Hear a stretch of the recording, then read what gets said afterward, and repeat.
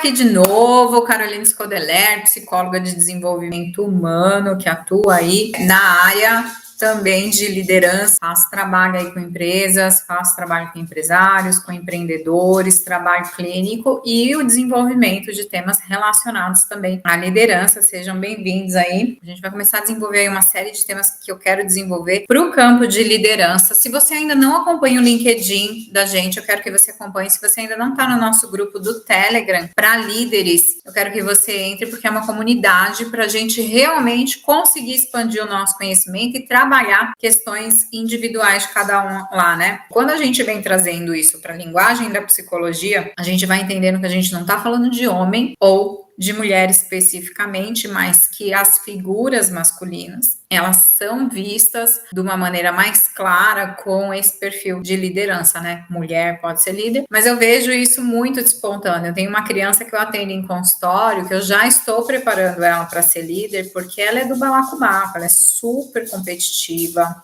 ela toma um monte de iniciativa, ninguém faz ela de boba, ela que faz os outros de bobo se você deixar, porque ela cria umas estratégias para se livrar do tédio que as outras pessoas causam nela. É muito engraçado isso, porque ela tem uma característica de se desafiar já desde cedo e a formação linear das outras crianças para ela entediam ela. É difícil de um pai e de uma mãe perceber esse traço de personalidade que está voltado para a liderança já desde né, do berço e conseguir orientar, porque quando a gente está numa figura e numa posição de líder, a gente tem que saber ter algumas características, né, principalmente que favoreçam o desenvolvimento da nossa equipe, porque se eu favoreço e cuido e ajudo os membros da minha equipe a brilharem, aí a equipe vai atrás do resultado. Isso é muito importante de entender, que existe uma função hierárquica do líder e não compete ao líder, ou não deveria competir ao líder o resultado diretamente falando. Deveria ser líder cuida de equipe, equipe cuida de resultados. Quando o líder vai cuidar dos resultados, ele geralmente faz o processo de atropelar a equipe.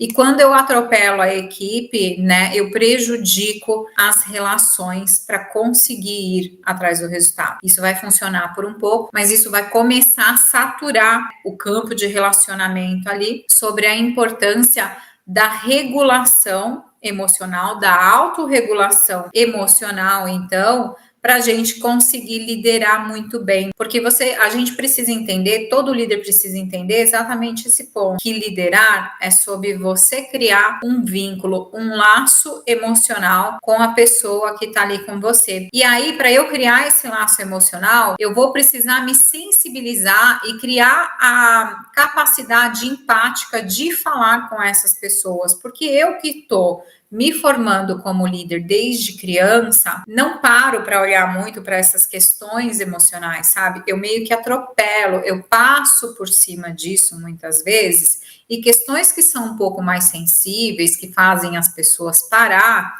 é fácil eu olhar e ir assimilando, porque eu não fui corrigido desde criança para olhar para isso, aquilo como besteira. Então é muito fácil um líder que está atrás só de resultado assimilar dificuldades emocionais da equipe ou esses vínculos emocionais que é importante da gente criar com a equipe como mimimi. Eu tenho que ficar cuidando disso dessa pessoa, eu tenho que cuidar disso daquela pessoa. Toda hora existe alguma coisa que eu tenho que parar a produção, eu tenho que parar a gestão para dar conta de alguma demanda emocional. E quantas vezes eu já vi essas demandas emocionais serem tratadas como mimimi, né? Será que você é um líder ou uma líder que está se tornando tirana, atravessando, atropelando, né, o seu liderado? Porque assim, eu preciso olhar para a competência dessa pessoa, e se essa pessoa tem uma competência viável de gestão emocional, sim, para que ela possa receber intervenções minhas e trocar comigo, para que eu possa ter essa possibilidade de me conectar com ela num relacionamento profundo. Mas se ela não tem, essa não é a pessoa que eu devo ter na minha equipe. Isso tem que ser triado na contratação, de se eu dou conta desse tipo de personagem hoje na minha gestão, entende?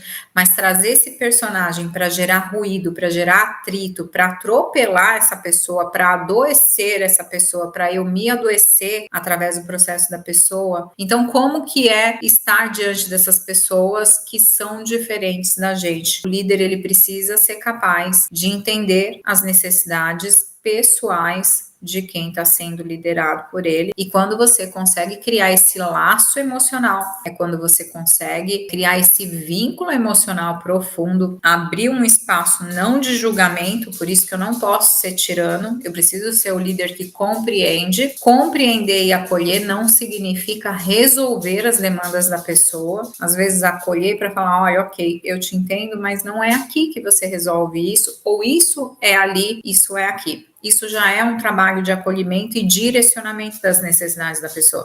Mas quando eu consigo criar esse laço emocional, entender essas necessidades pessoais, aí é que eu consigo o campo propício para eu persuadir a pessoa e fazer ela mudar a forma dela de pensar. E daí eu estou utilizando o termo de persuasão, porque o termo de persuasão vai para um convencimento baseado em ética. Aqui no Aurum a gente trabalha isso, a persuasão baseada em ética, em autenticidade, né, em integridade, enquanto que a manipulação realmente manipula as coisinhas ali, né, como se fossem bonequinhos, e essa não é a intenção. Essa criança, né, que tem esse desejo mesmo de tá ali na frente, que acaba pegando os trabalhos em grupos para resolver, a pessoa que às vezes se articula mais fácil para poder se comunicar, para poder se falar.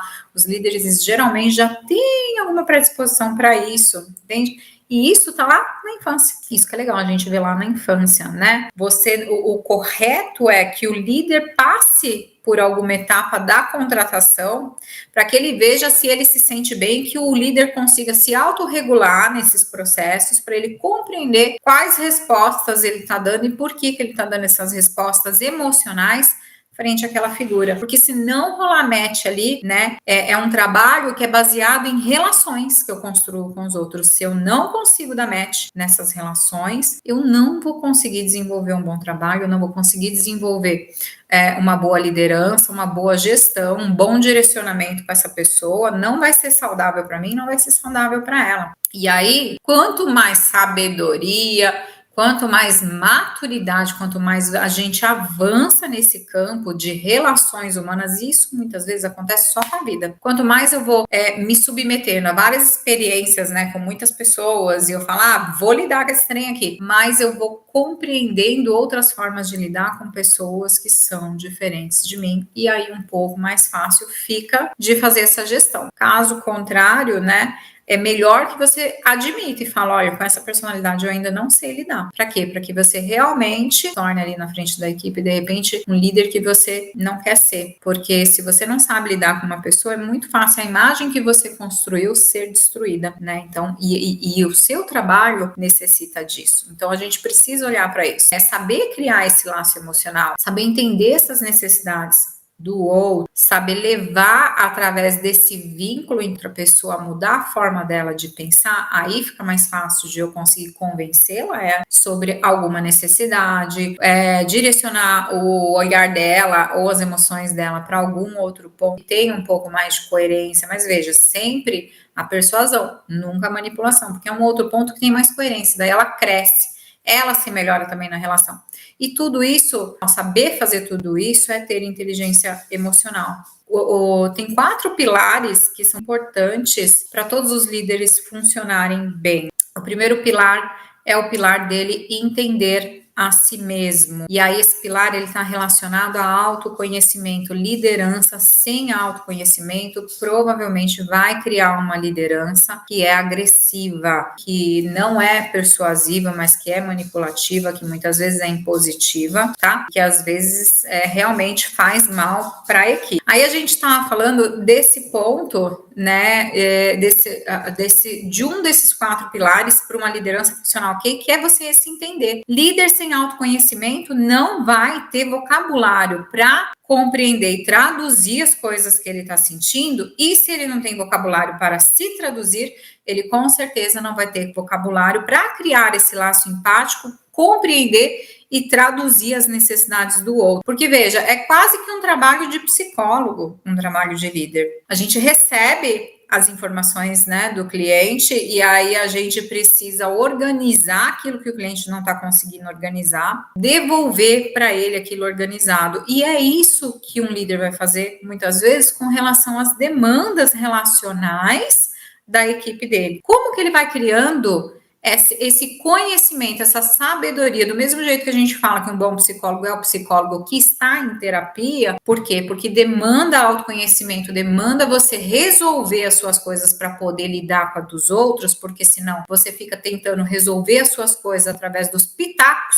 que você dá para o outro, através da cagação de regra que você dá para o outro, através da tirania que você exerce sobre o outro, você projeta essas necessidades pessoais numa pessoa que é menor e que tem que estar sujeita a você, ao invés de você ajudar essa pessoa a brilhar com o talento dela, e essa pessoa brilhando com o talento dela, e você como líder vai brilhar também. Então existe toda essa volta pela qual o autoconhecimento e a terapia é necessário. Isso não é trabalho de coach, porque coach não vai fazer essas análises profundas do seu inconsciente, essas costuras psíquicas para te ajudar nesse sentido. Isso é um trabalho com um psicólogo. E aí eu preciso entender se de repente existe alguém lá, um perfil que eu não sei lidar, uma história que eu não sei lidar. Às vezes você está se relacionando com uma história que agride a sua.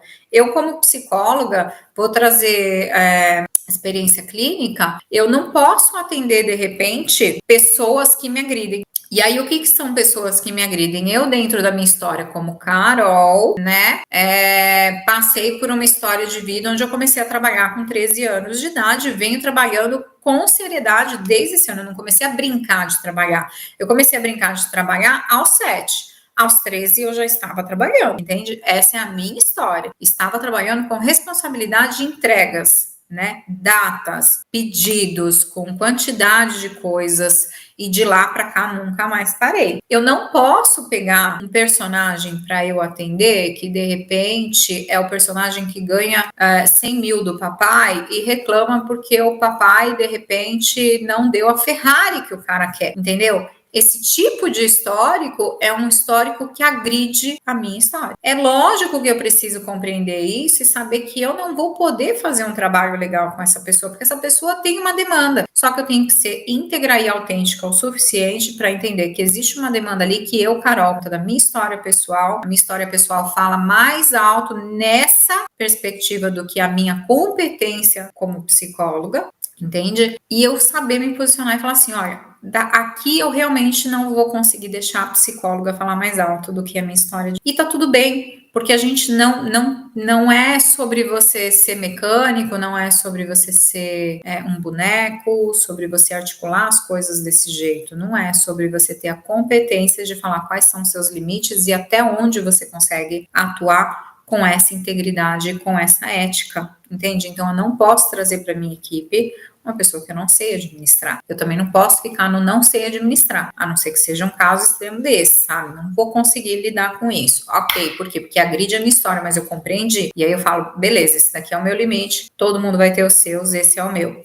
Mas não sendo isso, se é por conta de, às vezes a história é um pouco menos intensa que essa, né? Uma pessoa que reclama muito, é uma pessoa que apresenta muita satisfação, tá sempre trazendo demandas para serem resolvidas, né? Para cada solução que eu arrumo, ela arruma um problema diferente. Existem muitos outros perfis que esse sim a gente tem que começar a aprender, porque às vezes é necessário aprender. Uma pessoa que é mais lenta versus uma pessoa que é mais rápida, uma pessoa que é mais introvertida, outra mais extrovertida, eu vou ter que aprender a lidar com esses outros universos também. E aí sim entra o autoconhecimento, por isso liderança precisa ter desenvolvimento interno para saber identificar todos esses processos que acontecem ali na prática, na troca humana, no relacionamento que está se estabelecendo ali, o relacionamento real, não relacionamento idealizado. Isso é muito importante da gente entender também. Quem é o perfil ideal versus o perfil que tá aqui, que é real, e eu preciso aprender a lidar, entendeu? E se esse cara tá me mexendo desse jeito, ou essa pessoa tá me provocando desse jeito na gestão, o que existe em mim, sabe? Que precisa ser trabalhado, que precisa ser olhado, que precisa ser corrigido para que eu consiga fazer esse processo, né? Aí outro pilar é o pilar do gerenciamento de si. essa que é a autorregulação. Eu saber me gerenciar. Como que eu vou regular esse fervor? Porque se eu não sei de onde veio, eu vou achar que foi esse cara que fez. E esse cara, às vezes, apertou um botão meu, não é que ele exatamente fez aquilo com aquela intensidade. Será que esse botão é para uma irritação ou para um ódio, por exemplo? Para uma raiva? Para, tipo, tomar ranço da pessoa e não querer mais se relacionar? Qual é o nível desse botão que as pessoas estão apertando em você? Porque daí, se você fala, bom, aqui a autorregulação vai falar, a minha reação está exagerada. E eu vou aprendendo a fazer essa autorregulação no campo do autoconhecimento terapêutico. Investir em terapia para um líder é investir em alta performance e é investir em resultado da equipe.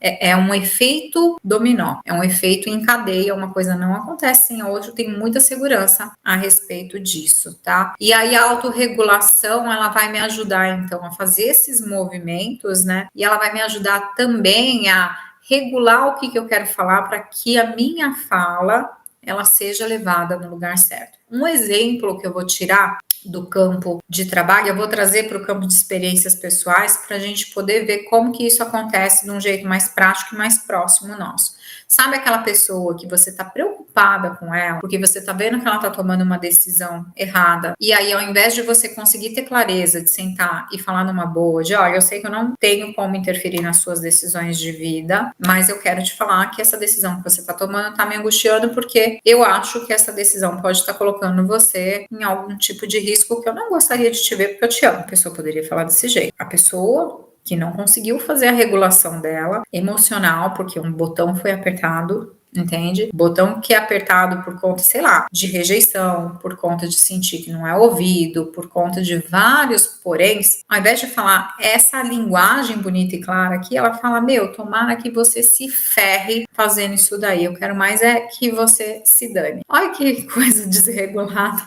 E isso acontece, né? Quem aqui que nunca passou por isso, de falar de uma maneira distorcida, uma mensagem que no fundo era muito bonita. Eu queria falar eu te amo e eu falei pra você que tomara que você se ferre com essa escolha, sabe? Levanta a mão, se alguém já fez isso, eu tô levantando duas e podia levantar os pés aqui também, sabe? Dá pra levantar muita coisa, mas E aí a autorregulação, ela vai te ensinar, então, a colocar um vocabulário adequado para as coisas e ela vai te ajudar a separar o joio do trigo. O que eu tô sentindo que está sendo estimulado pelo exercício da liderança ou o que eu tô sentindo, né, que está sendo estimulado por conta de botões que a liderança está apertando em mim, mas que não estão relacionados à área de trabalho, só que à minha história de vida. E daí eu preciso olhar para essa história de vida, porque essa história de vida permite que eu extraia força, conteúdo, clareza e sabedoria para minha atuação, especialmente porque todo líder tem um arquétipo que responde a isso, ele já vem sendo líder desde criança, tá bom?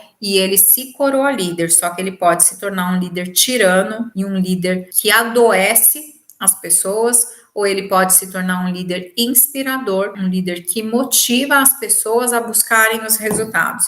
O tirano busca o resultado. O motivador, o inspirador, inspira a equipe a buscar os resultados e ele não tem que fazer nada a respeito dos resultados. Os resultados vêm, são inevitáveis, né? Porque são reflexo da boa gestão que está sendo feita e das boas relações que estão sendo estabelecidas. O terceiro pilar é você saber entender a outra pessoa, que é o processo de empatia.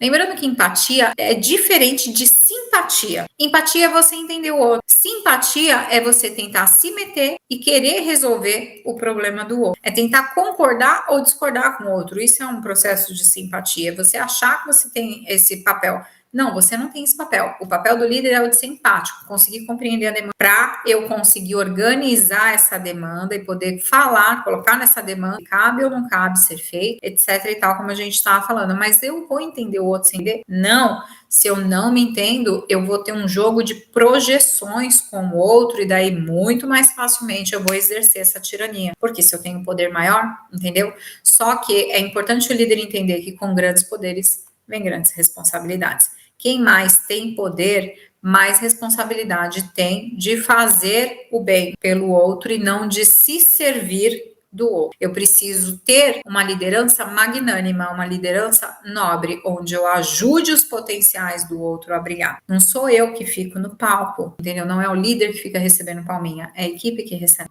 E aí ele tem que estar nesse lugar, nesse centro de magnanimidade, de saber quando que o refletor está nele, porque o refletor vai vir para ele automaticamente. Quando uma pessoa precisa de orientação, o refletor está no líder. Quando ela precisa de inspiração, o refletor está no líder. Só que quando que o líder consegue fazer um movimento de refletir isso para a equipe e falar assim, olha, agora em evidência está o João, em evidência está a Maria. Parabéns, João, parabéns, Maria. Por isso, isso. Chefe, não é para mim que você tem que dar parabéns, é para a equipe, sabe? Que líder que tem esse potencial de nobreza e de magnanimidade para poder levar isso para a equipe, porque é disso que se trata o bem-estar da equipe, tá bom? Disso só não, né? Mas isso é um componente importante que eu vejo muito prejudicado nas relações quando eu entro em empresas para fazer o treinamento, para fazer propostas diagnósticas para o que está acontecendo ali com a equipe de liderança, né? E os problemas vêm dos líderes. Sempre a gente precisa olhar para essa cadeia. Tá aqui embaixo o problema não nasceu, o problema nasceu aqui. E aí provavelmente veio de cá, e veio de cá, e veio de cá. Então, assim, é uma cadência. Para você conseguir resolver essas coisas aqui, a gente trabalha, mas o certo era trabalhar de cima para baixo. A gente trabalha de baixo para cima, porque quem tá lá em cima não quer se trabalhar. E aí a gente faz o quê? Trabalhos, que eles são mais trabalhos de contenção de danos, então aqui embaixo, do que os trabalhos de resolução, porque isso daqui está refletindo, né, a consequência de uma causa que é anterior, e a causa anterior está no topo da hierarquia. Então, um líder que tem topo de hierarquia diante da equipe está num cargo de muita responsabilidade humana, ele não está num cargo qualquer, é um cargo de responsabilidade humana. Você pode mexer, afetar a saúde emocional, a saúde mental, os sonhos das pessoas, tanto para o lado negativo quanto para o lado positivo. Que líder você quer ser? Isso é muito importante de interiorizar e pensar. O quarto pilar, né,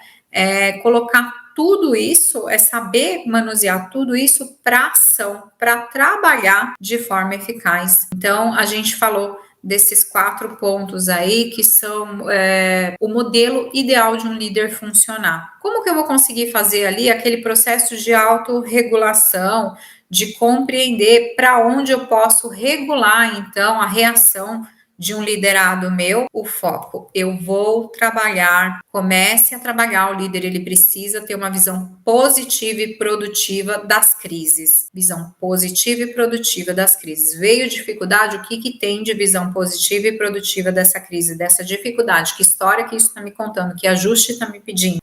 Não é o olho no problema, o olho no negativo. Eu não estou pedindo. E não é isso, não se trata de operar como uma liderança que vai a jovem camponesa recolher lenha lá no bosque, entendeu? Toda ingênua, não é. Eu vejo o que está de errado, mas eu vou focar na construção que eu posso fazer a partir dessa dificuldade, na construção que eu posso fazer, que eu posso propor, que eu posso mostrar para o meu liderado que ele pode fazer em si, na carreira dele, na personalidade dele, na história de vida dele, a partir dessa dificuldade, né? Quando eu estabeleço competência para focar nesse direcionamento que cresce, aqui eu consigo melhorar muito mais e ganhar maestria nesse processo de autorregulação e no processo de regulação do outro também. Portanto, no processo de persuasão do outro, tá? Sempre olhe, porque toda experiência humana ela vai trazer 2 lados, tá bom? A gente tá aí, não existe experiência sem dualidade. Toda experiência humana vai trazer uma proposta de dualidade. Se você quiser olhar para o lado ruim, você vai olhar. Se você quiser olhar para o lado bom, você vai olhar. E você aprenda a olhar para os dois, para o ruim, para fazer identificação do que? Diagnóstica, tá bom? Mas no positivo, para a gente sair da crise e construir algo. Eu consigo superar uma crise quando eu ganhei com a dificuldade que aconteceu. Eu consigo sair da dor quando eu ganhei algo a partir da dor. Ganhar conhecimento te tira da dor. Ganhar sabedoria te tira da dor, sabe? Superar algo te tira da dor. Agora, ficar ali remoendo a coisa ruim te coloca em sofrimento, vai definhando. Você vai definhando a partir daquilo ali. Então, a gente precisa desenvolver, o líder ele precisa desenvolver um foco no positivo. E aí, em 2 sentidos, cultivando emoções positivas e sabendo para onde você está indo. Não é que eu não vou sentir as negativas, eu dou lugar para as negativas e eu aprendo, são mestras de mim, entendeu? São mestras da situação. De repente, você interagindo com uma situação negativa e com as emoções negativas que ela mobiliza em você, você vai perceber o que? Que não era para tanto, eu sofri à toa. E aí, numa próxima, ao invés de entrar naquele sofrimento, entrar naquela resposta emocional, você já está mais regulado, porque eu passei consciente pela dor, pela angústia, pela ansiedade. Eu não rejeitei esse processo. Eu falei, é isso que está acontecendo. Só que para eu conseguir dar nome aos bois, inteligência emocional, que a gente vai criando onde? Consultório. Não tem por onde. É por aí. Muito importante esse trabalho terapêutico para todo líder. Eu vou bater nisso, porque o líder que ele não está se trabalhando terapeuticamente, ele tem potencial de adoecer a equipe. Que nunca viu uma história dessa? Se não viu, não está trabalhando ainda com liderança, tenho certeza. Porque se é líder, eu tenho certeza que já viu. Ou já passou por isso. E aí, a gente vai ali tentando mobilizar esse foco no crescimento, essas emoções no positivo, né? Pra gente chegar onde a gente quer. E aí, isso a gente está falando de uma possibilidade de eu ir atravessando crises, né? Atravessando momentos difíceis, inclusive criar essa visão de atravessar e não de interromper mais, não distinguir, mas eu atravesso, porque sempre vai ter, para eu tentar chegar no ponto B. Lembrando que o ponto B daqui a pouco não serve mais, é o ponto C, é o ponto D, e é isso, é uma construção contínua e constante, com foco positivo e com visão de crescimento a partir de tudo que acontece, tá bom? Um líder de alta performance, ele precisa desse processo de autorregulação emocional e ele precisa ser positivo, ou seja, ele não tem que ter a visão nos problemas, ele precisa ter visão nas soluções. Eu identifico o problema para eu, a partir do problema, que é o ponto A, pensar na solução daquilo. Então, eu não vou ficar remoendo os prejuízos, eu me aproprio dos prejuízos, mas eu vou olhar para o que eu posso ganhar com a situação, mesmo que seja experiência só que eu tô vendo com a situação, né? Eu lembro, eu falo disso quando eu era criança, eu lutava karatê, tá? E aí quando eu perdia nas competições, que eu tomava aquela piaba bonita, né, gente? Ó, a sensei falava pra gente, né, que a gente não ia falar, calma que você não perdeu, não, você ganhou experiência, a sensei falava. Rachava o bico da nossa cara lá, né? Todo piazado. Mas é isso. Calma, pensa e avalia. Inclusive, quero que você use o calma, pensa e avalia, e calma, pensa e avalia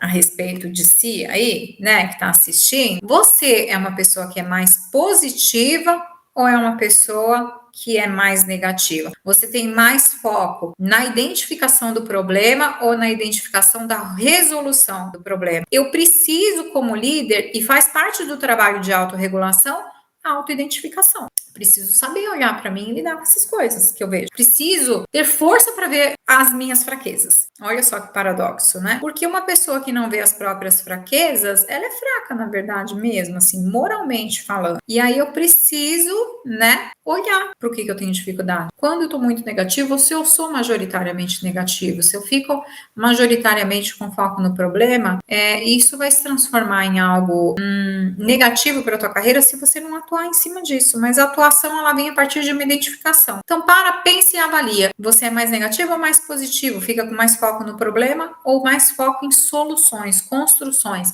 Você consegue entender de verdade, aqui com o coração seu, que toda crise, ela pressupõe algum crescimento? Essa rabugice a gente precisa, Érica, e trabalhando o delay disso, sabe assim, e desensibilizando a rabugice para eu conseguir entrar o quanto antes, né, na resolução. Eu não quero que você pense que você vai extinguir a rabugice, mas diminuir a intensidade, né, da atuação dela, porque talvez a rabugice seja uma resposta emocional que você precise ter, até como gatilho de resolução. Às vezes ela faz parte do seu gatilho de resolução. Isso dá para ir trabalhando para retirar com o tempo? Dá, mas eu falo assim, o primeiro trabalho não é a retirada, é o aprender a lidar, aprender a manejar e aprender a diminuir a intensidade da rabugice, sabe? Para começar a entrar o quanto antes na próxima ação, tá? Assim a gente começa a apagar os caminhos neurológicos da rabugice e a construir estratégias de manejo que vão para outros caminhos neurológicos que eu vou criando. Isso tudo faz parte de neurologia também, não é só psicologia, não é só o poder da mente nesse sentido, mas a gente está falando de processos cerebrais, processos corporais que acontecem aí com a gente. E aí, como que a gente vai levando um líder a isso? Ensinando ele a gerenciar os seus próprios humores e emoções, o que não é fácil, é um caminho que é peculiar. Cada um tem o teu. A rabugice da Érica não vai ser a mesma rabugice da Eli, porque a rabugice da Érica é motivada pela história de vida da Érica, que pode ser uma história pregressa ou algo que está acontecendo agora, e a da Eli pela história dela, que são histórias diferentes que levaram à manifestação de uma mesma emoção ou de um mesmo humor. E o ponto principal no desenvolvimento da autorregulação emocional, da qual a gente está falando aqui, no caso dos líderes, então, é o foco. O foco é o que vai te nortear, a menos que aonde você quer chegar seja forte bastante para te manter focado, você vai se distrair se você não treinar esse foco teu para sempre esse olhar de construção, esse olhar positivo